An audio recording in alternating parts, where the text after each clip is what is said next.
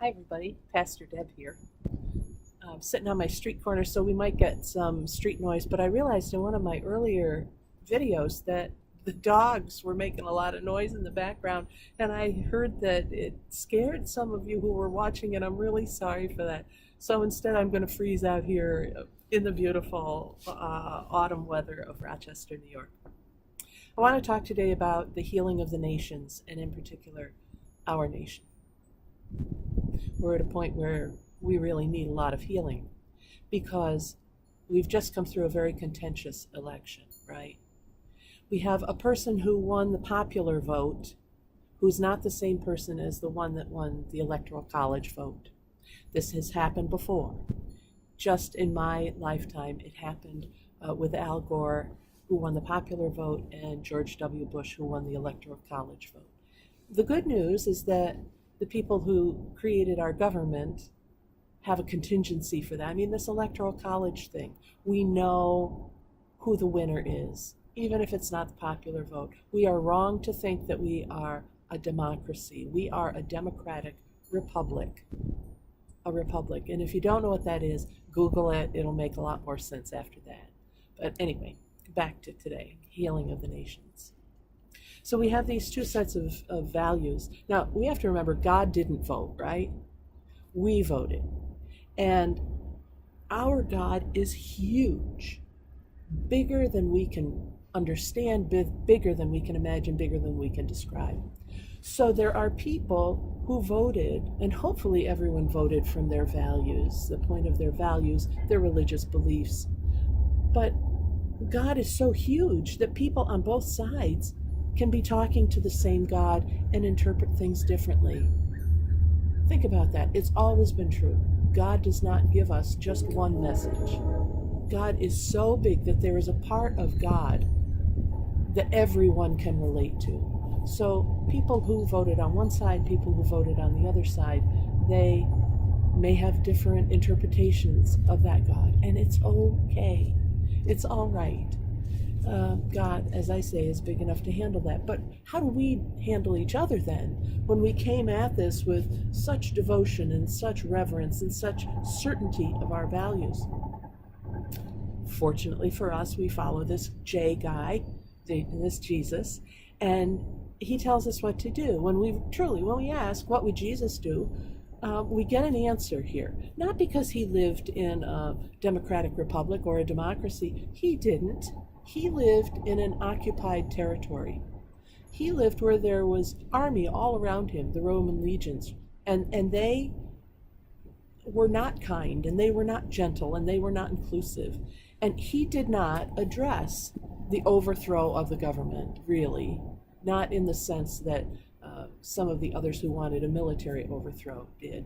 That wasn't his gig. His whole thing was about people's individual relationship with that God and how to be faithful and live their life truly in relationship with God.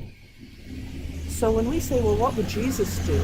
We do have an indication, whether we were on the side that supported the popular winner or the side that supported the Electoral College winner. We have an idea of how Jesus would react. If your candidate was successful and won this election, then Jesus' example shows us that we should be humble, inviting people into discussion. We should be generous and graceful, grace-filled and gracious. Think about it. I'll let the school bus go by. Think about it. We don't like somebody coming in and saying, here's what you need, here, we're going to give you this program. We hate that. Well, if you are one of the winners here, you have to keep that in mind. Nobody's going to want you coming in and saying, here's how things should happen. Not to folks, especially those who are marginalized, people of color, LGBTQ folks, women in many cases. We don't want to be told. We want to have you ask us what we want, right? If we're on the side over here of the folks who were not successful in winning this election, then the way Jesus would respond would be to say, be open, have discussion, have conversation, draw the circle wide. And if the people in charge are not going to draw the circle wide, then speak up on their behalf. Think about him with the woman who was about to be stoned. He intervened. He spoke up on her behalf. Think about him with the money changers in the temple, feeling that was not the right place to be doing what they were doing and that they had become a bunch of thieves. He went in, he overturned the tables, he acted. He was not passive. You can be humble without being passive. And so both sides in this election result have models in Jesus and how to approach the others. The thing is, we are one nation, but we're one nation under God. And God is the God of all of us, not one side or the other. So how do we get to the healing of the nations? Through prayer. If you're Christian, you do it by following Jesus' example, by working on your own relationship, each of our own relationships with God.